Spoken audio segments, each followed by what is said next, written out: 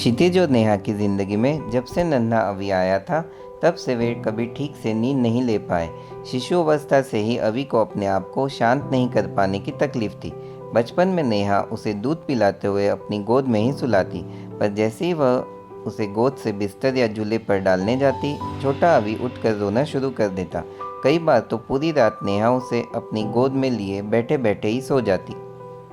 अवी रात में लगातार दूध पीने के लिए नींद से जाग जाता। शुरू में तो नेहा ने अवी का झूला अपने कमरे में ही रखा था, पर बार बार उठाने की वजह से उसने अवी को अपने साथ बिस्तर पर सुलाना शुरू कर दिया।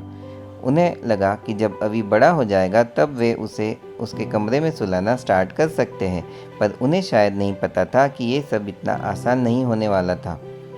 अब अवी 2 साल का हो चुका है और अब वह ब्रेस्ट फीडिंग भी नहीं करता, पर अब भी उसे सोने के लिए नेहा और क्षितिज की मदद चाहिए। क्षितिज परेशान है क्योंकि अवी अब भी उनके कमरे में ही सोता है।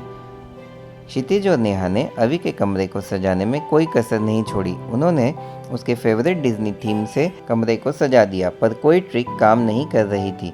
अवी अपने कमरे में सोना ही नहीं चाहता था।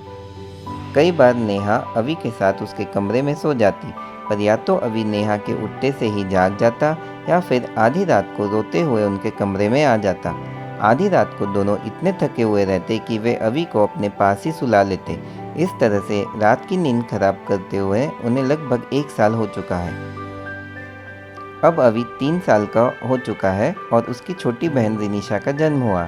अवी की सोने की खराब आदतों के कारण रिनिशा की नींद में भी असर पड़ने लगा। अवी की वजह से रिनिशा भी रात में कई बार जाग जाती। दोनों बच्चों को सुलाते सुलाते नेहा काफ़ी थक जाती और अब वह हफ्ते में कई बार अवी के कमरे में ही सोने लगी थी। क्षितिज और नेहा को अब एक दूसरे के लिए समय कम ही मिल पाता और इस वजह से उनके बीच में भी काफ़ी टेंशन बने रहने लगा था। जैसे जैसे अवी को बात करने आने लगा, वो रोज़ नेहा को नए नए डर बताता कि जैसे उसे लगता है उसके कमरे में कोई मॉन्स्टर है या उसके कमरे में कोई आदमी छुपा है। अपने बेड पर सोने से पहले वह अपने सारे खिलौनों को अपने हिसाब से सजाता और यदि कोई एक खिलौना भी गिर जाए या नेहा साइड कर दे तो वो काफ़ी नर्वस हो जाता। वो नेहा से सोने से पहले अपनी बेडशीट बार बार चेक करवाता कि उसके नीचे कोई कीड़ा या सांप वगैरह तो नहीं है। समय के साथ अवी की यह हरकतें बढ़ती ही जा रही थी। कई बार वो नींद से चिल्लाते हुए जाग जाता और फिर 15-20 मिनट तक रो रो कर सो जाता, पर अगले दिन उसे अपने रात के बर्ताव के बारे में कुछ भी याद नहीं रहता। अगले साल क्षितिज का प्रमोशन हो गया। अब उसे हफ्ते में 1-2 दिन घर से बाहर रहना पड़ता। उन दिनों में अवी अपनी मम्मी के साथ उनके बेडरूम में ही सो जाता। अपने मम्मी के बेडरूम में अवी पूरी रात ठीक से सोता और उसे बुरे सपने भी नहीं आते, पर जिस दिन क्षितिज घर वापस आता तो अवी नाराज़ हो जाता कि आज उसे फिर से अपने कमरे में सोना पड़ेगा। अवी की परेशानी। अवी जब पैदा हुआ था तब नेहा उसे फीड कराती और अपनी मम्मी की गोद में उसे सिक्योर लगता और वो सो जाता। रात में जब कभी वह उठता या रोता तो नेहा उसे फीड कराती और गोद में ले लेती। यह उसे अच्छा लगता और वो चुप हो जाता। कई बार उसे भूख ना होने पर भी नेहा उसे फीड कराती और मम्मी की गोद में सोना यह उसकी आदत बन चुकी थी।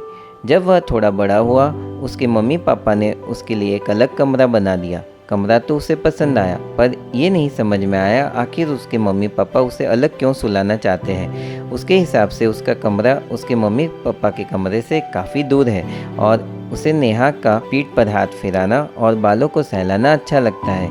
वो तो अपनी मम्मी के बिना अलग कमरे में सोने की सोच भी नहीं सकता। अपने कमरे में अवी कई बार रात में जाग जाता और खुद को कमरे में अकेला पाकर डर जाता और सोचता आखिर मम्मी पापा मुझे अकेले सुलाने पर क्यों तुले हुए हैं। शुरुआती संघर्ष के बाद क्षितिज और नेहा ने अवी को उनके कमरे में सोने की इजाज़त दे दी। कुछ समय बाद जब रिनिशा आई तो उसके मम्मी पापा फिर एक बार उसे उसके खुद के कमरे में सोने के लिए बोलने लगे। इस बार अवी ने सोचा कि वह रिनिशा को अपने साथ सुला सकते हैं, पर मुझे नहीं। सोने की बात को लेकर अब कई बार अवी को अपने मम्मी पापा से डांट पड़ जाती और स्थिति तनावपूर्ण हो जाती। आखिरकार रोज़ रोज़ की नींद खराब होने के चलते नेहा ने अवी के साथ उसके कमरे में सोना चालू कर दिया और अवी की नींद को लेकर समस्या बढ़ते ही चली गई। अब अवी को अपने कमरे में परछाइयों में भी मॉन्स्टर्स दिखाई देते हैं। उसे लगता है कि उसकी अलमारी में कोई है। हालांकि नेहा और क्षितिज उसे बार बार समझाते हैं कि उसे डरने की ज़रूरत नहीं है और वे उसे हर खतरे से बचाएंगे, पर अवि सोचता है जब वो उस कमरे में अकेला होगा तब उसका क्या होगा। अवि को रात में लाइट चालू रखकर ही सोना होता है। उसे अंधेरे से डर लगता है। कमरे की तेज़ रोशनी के कारण उसे नींद आने में और उठने में दोनों में परेशानी होती है। जिस दिन क्षितिज ऑफिस के काम से बाहर जाता है उस दिन अवि खुश रहता है और क्षितिज के लौटते से ही उसके सारे डर बढ़ जाते हैं और वह उनके साथ सोने के लिए रोना शुरू कर देता है। ज़रूरी नहीं है कि बच्चे का अपने माता पिता के साथ सोना हर परिवार के लिए कोई परेशानी हो। कई समाज वर्ग ऐसे हैं जिनमें बच्चे का अपने माता पिता के कमरे में सोना सामान्य है। कई परिवार ऐसे भी होते हैं जिसमें कॉलेज जाने वाले बच्चे अपने पेरेंट्स के कमरे में सोते हैं। हर माता पिता को अपने बच्चे की परवरिश अपने ढंग से करनी चाहिए, जैसा उन्हें अच्छा लगता हो। हम यहाँ किसी को जज नहीं कर रहे। इस वीडियो के माध्यम से हम सिर्फ उन पेरेंट्स की हेल्प करना चाहते हैं जिन्हें लगता है कि उनका बच्चा खुद के कमरे में अलग से सोना सीख जाए। अगर कुछ अभिभावक यदि ऐसा सोचते हैं कि उम्र के साथ बच्चा खुद ही अलग सोने लगेगा तो शायद वे गलत हो सकते हैं।